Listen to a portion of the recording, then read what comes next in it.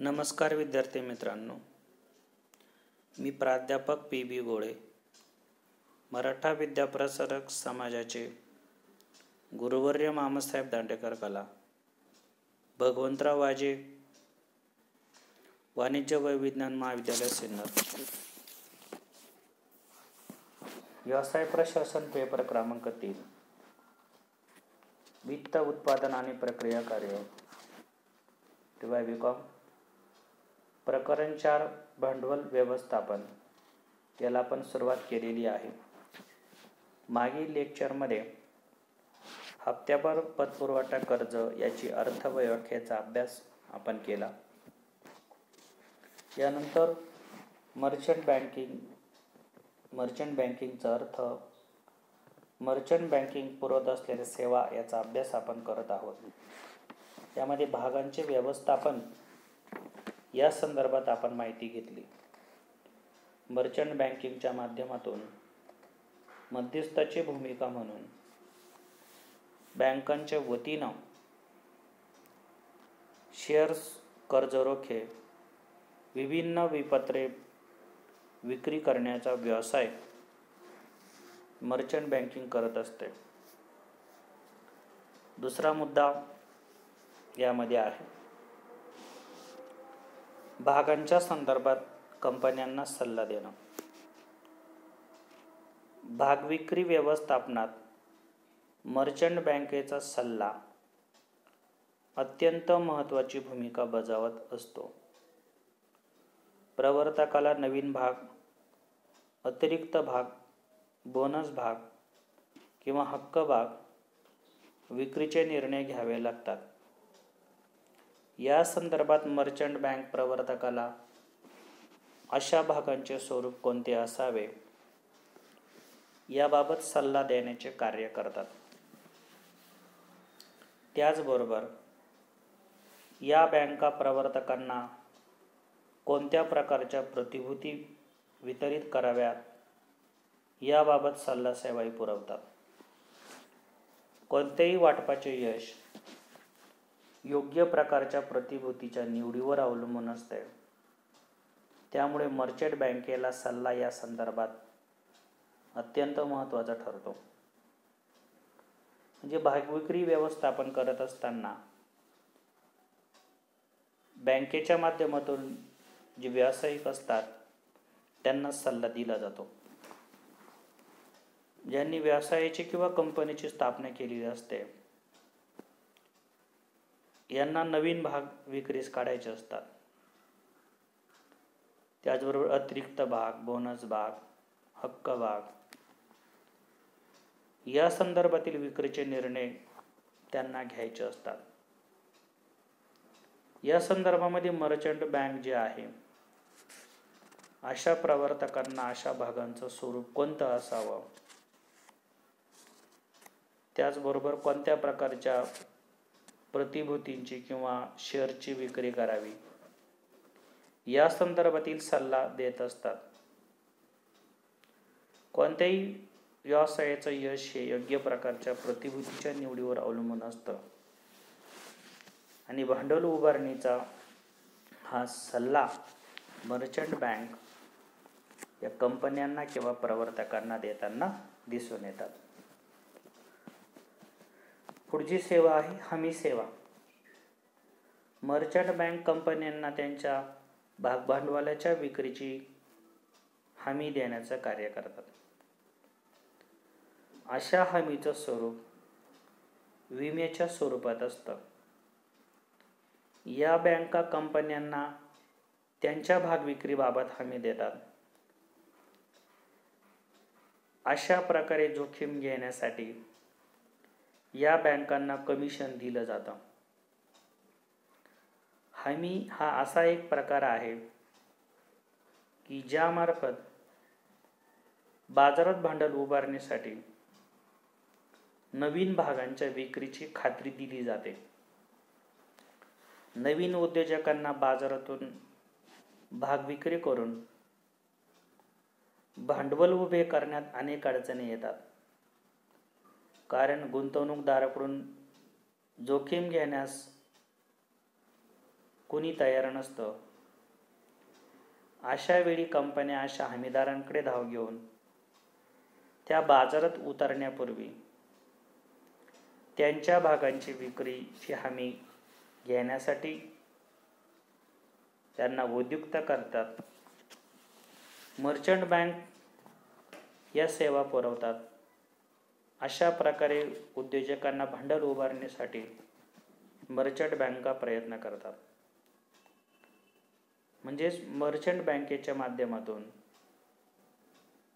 कंपन्यांना भागभांडवल जी उभारणी आहे ही भागवल उभारणी करत असताना कंपन्यांनी विक्रीस काढलेले कर्जरोखे, शेअर्स किंवा विपत्रे असतील, या विक्रीची हमी सेवेमार्फत दिली जाते. अशी हमी घेतल्याबद्दल, जोखीम स्वीकारल्याबद्दल बँकांना कंपन्यांकडून कमिशन मिळतं. या हमी अंतर्गत बाजारात भांडवल उभारण्यासाठी नवीन भागांच्या विक्रीची हमी ही बँका कंपन्यांना देत असतात. यासाठी बँका संबंधित कंपनीच्या भाग विक्रीचा विमा एखाद्या विमा कंपनीकडे उतरत असतात. याला आपण भाग विमेकरी असं आपण म्हणतो. म्हणजे मर्चंट बँकिंगच्या माध्यमातून हा अतिशय एक वेगळा एक सेवा प्रकार या ठिकाणी उपलब्ध झालेला दिसून येतो, की कंपनीच्या भांडवलाची विक्री होण्यासाठी भाग विमेकरीच्या माध्यमातून संरक्षण कवच यामध्ये प्राप्त करून दिलं जातं. आणि याबद्दल बँका ज्या असतात, बँकांना कंपनीकडून कमिशन देखील यामध्ये मिळत असतं. म्हणजे हमी सेवा देण्याचं काम मर्चंट बँका पार पाडताना दिसून येतात. त्यानंतर पुढील मुद्दा आहे रोख संग्रह व्यवस्थापन. रोखे संग्रह व्यवस्थापन म्हणजे विविध प्रकारच्या वित्तीय साधनांचं व्यवस्थापन होय. अशा वित्तीय साधनांमध्ये रोख्यांचा समावेश असतो.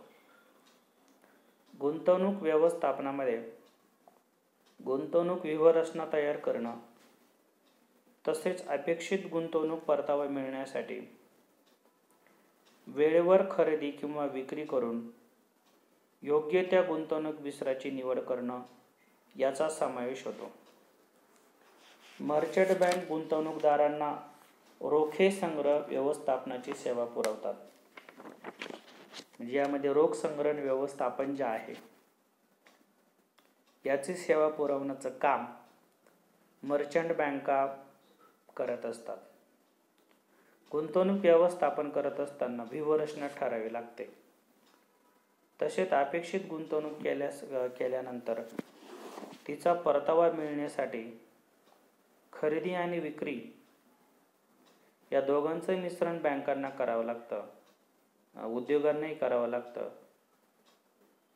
या संदर्भातील जे रोखे संग्रहण आहेत याची खरेदी आणि विक्री याचा सल्ला मर्चंट बँकांच्या माध्यमातून उद्योगांना दिला जातो.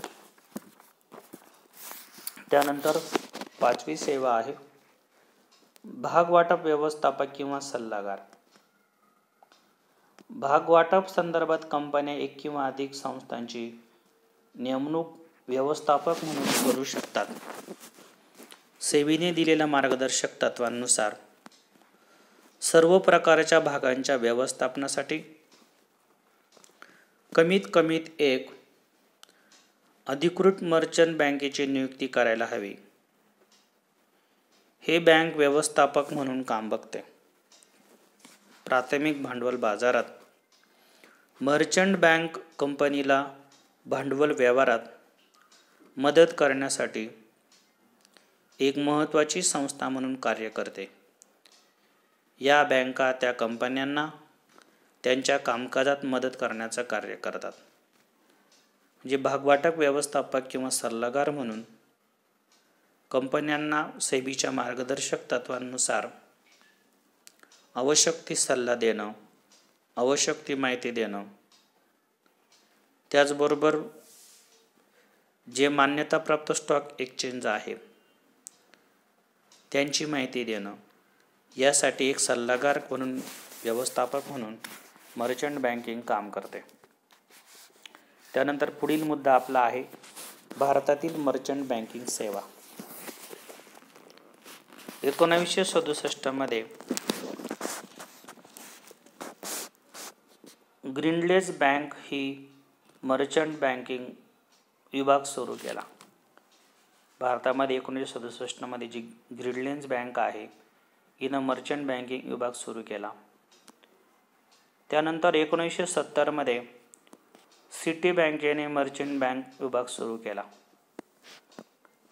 1972 मध्ये भारतीय स्टेट बँकेने देखील मर्चंट बँकिंग विभाग वाढवला आणि राष्ट्रीय बँका उदाहरणार्थ बँक ऑफ बडोदा,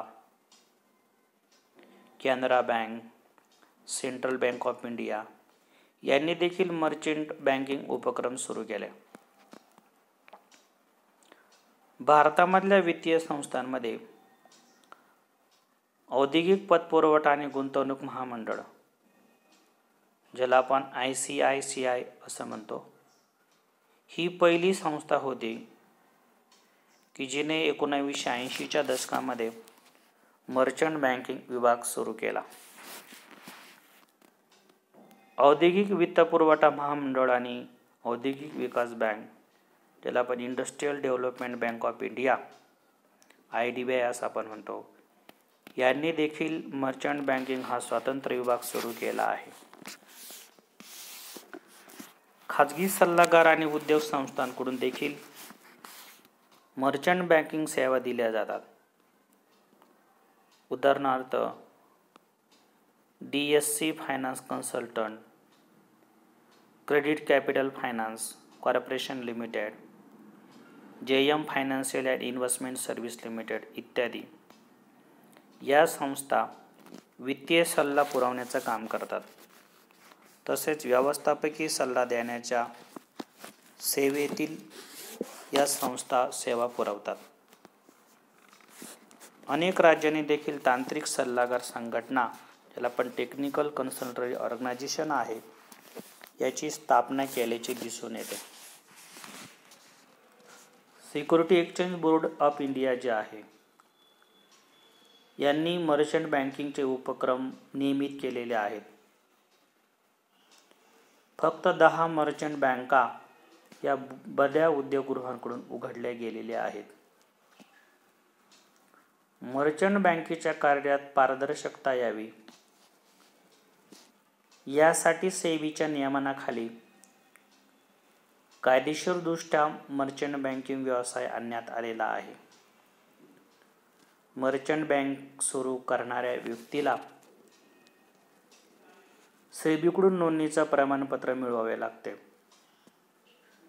मर्चंट बँकर्सचे नोंदणीच्या दृष्टीने 4 गटात वर्गीकरण केलं जातं आणि हे वर्गीकरण त्यांच्या कार्याच्या स्वरूपाप्रमाणे केलं जातं. सेबीने मर्चंट बँकिंग करिता भांडवलाच्या पूर्ततेबाबत काही निकष घालून दिलेले आहेत. सेबीच्या नियमानुसार मर्चंट बँकर म्हणजे कोणीही अशी व्यक्ती की जी भागविक्रीच्या व्यवस्थापनात गुंतलेली आहे किंवा कर्जरोख्यांच्या विक्रीबाबत, खरेदीबाबत किंवा त्यांच्या गुंतवणूक करण्याबाबत आवश्यक तो प्रबंध करणारी ही अशी व्यक्ती आहे, किंवा महामंडळ स्वरूपातील संस्थांना सल्लागार सेवा देणारी अशी व्यक्ती आहे आणि ती सल्लागार सेवा भागविक्रीच्या व्यवस्थापनाच्या संदर्भात दिली आहे. अशा व्यक्तीला सेबीकडून मर्चंट बँकिंग उपक्रम सुरू करण्याबाबत आवश्यक ते प्रमाणपत्र मिळावं लागतं. म्हणजे मर्चंट बँक जे आहे याचा भारतामध्ये देखील चांगला वापर यामध्ये केला जातो, की जसं की भारतामध्ये देखील ज्या वित्तीय क्षेत्रातील मोठ्या बँक आहे आणि बँक ऑफ बडोदा आहे, कॅनरा बँक आहे, सेंट्रल बँक ऑफ इंडिया आहे, ICICI बँक आहे, IDBI बँक आहे, स्टेट बँक ऑफ इंडिया आहे. या बँकांमध्येच मर्चंट बँक जे विभाग आहे, या मर्चंट बँक विभागाच्या माध्यमातून गुंतवणूकदार जे असतात, या गुंतवणूकदारांना विभिन्न प्रकारच्या सेवा देण्याचं काम या मर्चंट बँकिंगच्या विभागामार्फत यामध्ये पार पाडलेलं दिसून येतं. आणि अनेक प्रकारचे वित्तीय सल्ले या मर्चंट बँकिंगच्या माध्यमातून गुंतवणूकदारांना दिले गेल्याचे अनेक उदाहरणं बाजारपेठांमध्ये आपल्याला दिसून येतील. यानंतर राहिलेला भाग पुढील लेक्चरला कव्हर करूया. धन्यवाद.